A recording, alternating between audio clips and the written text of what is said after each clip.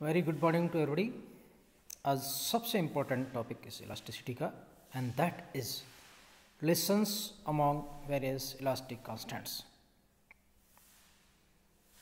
ये है मैकेनिक्स का यूनिट 3 का सबसे important topic, that the relations between among the various elastic constants.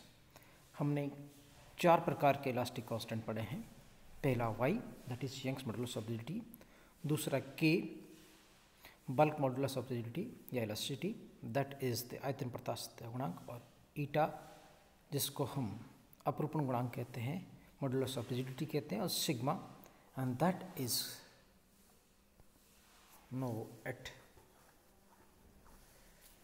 Position ratio. तो हम इनको निकालने के आपस में रिलेशंस इन 4 कांस्टेंट के बीच में 2 तरीके से 2 स्थितियों का उपयोग करते हैं। पहला, जब आकृति नियत हो, मीन्स शेप इसकी फिक्स हो, तो हम आयतन प्रतिबल लगाते हैं।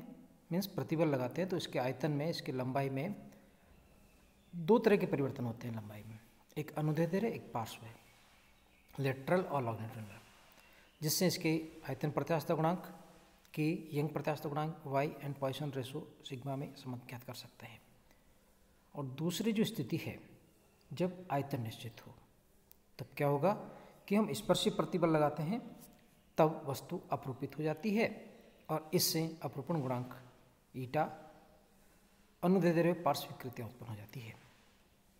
और क्या होता है इससे हम रिलेशन निकाल सकते हैं, अपरूपण गुणांक ईटा में, वाई में और सिग्मा में ज्ञात कर सकते हैं। तो दोनों ही उपस्थितियों में हम उपयोग करके लास्ट में वाई के ईटा में संबंध ज्ञात कर सकते हैं। तो प्रथम स्थिति देखते हैं, जब हम लंबवत प्रतिबल लगाते हैं, के वाई सिग्मा में संबंध, यानी इस स्थिति में आकृति नियत होती है कि माना कि एकांक लंबाई का मतलब यह है कि जिसकी लंबाई, चौड़ाई, ऊंचाई सब बराबर हो और सब यूनिट हो, एकांक हो। एक घन है A B C D P Q R S है, इसके प्रत्येक पृष्ठ पर एक लंबवत, एक समान रूप से भार की ओर बल एफ लगा दिया हमने, जिससे इसका फिगर में क्लियर है। पी पॉइंट हमारा ओरिजिन कहलाता है, पी क्यू एक्स एक्सिस हो गया, पी एस वाई एक्सिस हो गया और पी ए हमारा जेड एक्सिस हो गया। इसका बल लगाने से पूर्व जो आयतन था इस घन का, इस क्यूब का, वो दोनों, क्योंकि तीनों साइज 1 1 1 है, इसलिए v इक्वल टू 1 हो गया। घन पर जब आरोपित अभिलंब प्रतिबल लगाते हैं तो बल अपॉन क्षेत्रफल होता है, बल एफ हो गया, एरिया फिर वही 1 × 1, सो एफ के बराबर हो गया। यह निश्चित पॉइंट क्या है, एक नोट पॉइंट करने लायक क्या है कि एक निश्चित दिशा में जब बल लगाते हैं तो इस दिशा के अनुदिश घन की भुजा में लंबाई में वृद्धि होती है, परंतु इसकी लंबवत भुजा में इसके कारण लंबाई में संकुचन होता है।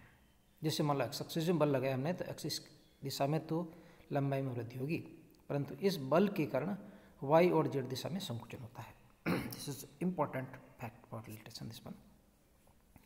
माना कि बल की दिशा में एकांक बल के कारण एकांक लंबाई में वृद्धि अल्फा है। This is important topic point कि हमने बल की दिशा है along the direction of the force, बल लगाया हमने 1, लंबाई थी 1, तो वृद्धि हुई अल्फा, तथा इसके लंबवत भुजा में एकांक बल के कारण इस जो तनन प्रतिबल लगाया उसके कारण जो लंबाई संकुचन होता है लंबवत दिशा में, वो बीटा हो जाता है।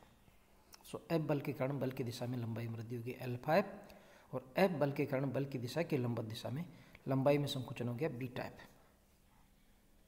अतः एक्स अक्ष में बल एफ के कारण एक्स में लंबाई में वृद्धि होती है, जबकि वाई और जेड दिशा में संकुचन होता है। तो यदि हम देखते हैं केवल एक्स दिशा देखें, तो एक्स दिशा में क्या होगा कि जो इसकी यूनिट लेंथ, ओरिजिनल लेंथ, वो तो 1 थी, लंबाई में वृद्धि कितनी होगी, एक्स दिशा में मान लो बल लगाया हमने, तो इसकी लंबाई में वृद्धि हो जाएगी अल्फा × एक्स, और जो वाई और जेड दिशा में बल लगाया उसके कारण इसकी लंबाई में संकुचन होगा। तो नेट एक्स की दिशा में कितना परिवर्तन हो गया, L X equal to 1 + alpha F X minus beta F Y minus beta F Z. परंतु हमने माना रखा है कि सभी फोर्सेज बराबर, F X equal to F Y equal to F Z, so we can write 1 + alpha F minus beta F, so this is 1 + F alpha minus 2 beta. Similarly for the Ly and similarly for the Lz we can write. सो बल के उपरांत घन का आयतन जो change हो जाता है अपने आप घन प्राप्त होता है आयतन, वो V dash equal to L X L Y L Z होता है। So 1 plus F alpha minus 2 beta का होल क्यूब, और इसको बाइनोमियल थ्योरम से एक्सपेंड कर दें 1 प्लस एन एक्स के फॉर्म में, सो मिलता है 1 plus 3 F alpha minus 2 beta. So change in volume delta V equal to V dash minus V, 1 plus 3 F alpha minus 2 beta plus minus 1, so this gives 3 F alpha minus 2 beta. So आयतन विकृति change in volume by the original volume, original volume हमारा 1 था और change in volume हो गया हमारा 3 F alpha minus 2 beta. So आयतन प्रत्यास्थ गुणांक जिसको हम लिखते हैं के इक्वल टू आयतन प्रतिबल बाय आयतन विकृति, तो आयतन प्रतिबल हमारा हो गया F divide by 1 into 1, area हमने 1 माना। आयतन विकृति किसके बराबर होगी 3 F alpha minus 2 beta divide by 1, so this gives F divide by 3 F alpha minus 2 beta and this gives again the 1 divide by 3 alpha minus 2 beta. अब हमने जो माना है अल्फा को वो क्या है, एकांक तनन प्रतिबल के कारण एकांक लंबाई में वृद्धि है। अतः यंग नियतांक निकालें इसके लिए, तो तनन प्रतिबल बाय तनन विकृति होता है। तनन प्रतिबल कितना था हमारा 1 माना, एरिया कितना था 1 इंटू 1 था, तनन विकृति कितनी मानी थी हमने alpha by 1, so 1 by alpha को हमने वाई लिख दिया। इसी तरह से पॉइसन अनुपात सिग्मा इक्वल लिखते हैं पार्श्व विकृति बाय दी अनुदैर्ध्य विकृति बीटा बाई अल्फा हो गया। सो ऊपर वाली इक्वेशन में डिवाइड करते हैं अल्फा से, so K equal to 1 by alpha divide by 3 multiplied by 1 minus 2 beta by alpha, so this gives y divided by 3 minus 1 minus sigma, so this gives 3 equal to 3k, y equal to 3k multiplied by 1 minus sigma. Second conditions y eta m sigma में संबंध, इस संबंध को ज्ञात करने के लिए हमने आयतन नियत रखकर ज्ञात करते हैं। इस पर से प्रतिबल लगाया जिस तरह से पहले किया था, f लगाया हमने, a चेंज होकर a डैश में पहुंच गया और b चेंज होकर b डैश में पहुंच गया। तो इस तरह से विकर्ण bd में विस्तार हो जाता है और AC में संकुचन हो जाता है इस बल के कारण। सो अपरूपण विकृति कितनी आएगी 5 equal to A dash by the A D या B B dash by the B C, that is delta L by L. स्पर्शीय प्रतिबल कितना था F by L square, so the eta equal निकाल सकते हैं स्पर्शीय प्रतिबल बाय द अपरूपण विकृति, तो F by L square delta L by L, so F by L square into the L by L, so this gives eta equal to F divide by L into the delta L.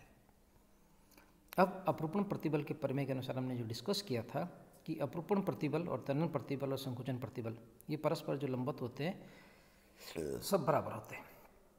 अब माना हमने कि S अपरूपण प्रतिबल है जिसको हम F by L square लिखा। BD भुजा में क्या होगा, BD भुजा में के अनुदिश लगने के कारण तनन प्रतिबल S के कारण विस्तार होता है, माना अल्फा एकांक प्रतिबल के कारण एकांक लंबाई में वृद्धि है, तो S तनन प्रतिबल के कारण लंबाई में वृद्धि हो जाएगी S into alpha into the D B.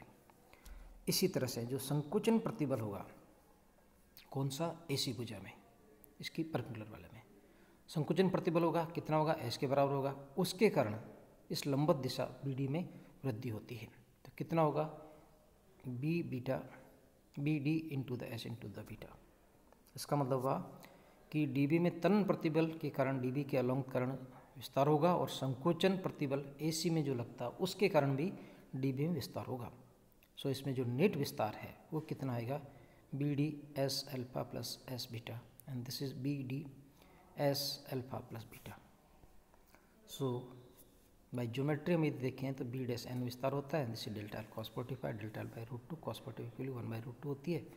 Equal कर दें दोनों को तो मिलता है हमें delta L by the root 2 BD S into the alpha plus beta. So this is delta L by the root 2 equal to L root 2 S alpha plus beta. So delta L by the L equal to the twice S alpha plus beta. हमने अपरूपण गुणांक लिखा था ईटा equal to S by 5, so S by delta L by L, S divided by twice S L plus beta, alpha plus beta, so S is cancel, 1 divided by twice alpha plus beta ज्ञात हो गया। और हमने पहले calculate किया 1 by alpha equal to Y, beta by alpha equal to 10 sigma. So substitute कर दें हम eta equal to Y divide by 2 1 plus sigma, so this gives Y equal to twice eta 1 plus sigma. अब यदि Y के N में संबंध चाहिए तो इन दोनों को जोड़ दें, y equal to 3k 1 minus 2 sigma, y equal to 2 eta 1 plus sigma, so this is just like that y by 3k equal to 1 minus 2 sigma and y by eta equal to 2 + 2 sigma. दोनों को जोड़ दें तो 2 sigma cancel, this gives y by 3k plus y by eta equal to the 3, so this gives 9 by y equal to 3 by eta plus 1 by k। यदि k eta नीटा में संबंध चाहिए तो दोनों इक्वल कर दें y को, 3k 1 minus 2 sigma equal to twice eta 1 plus sigma, rearrange करें और सिग्मा की वैल्यू मिल जाती है 3k minus twice eta divided by twice k plus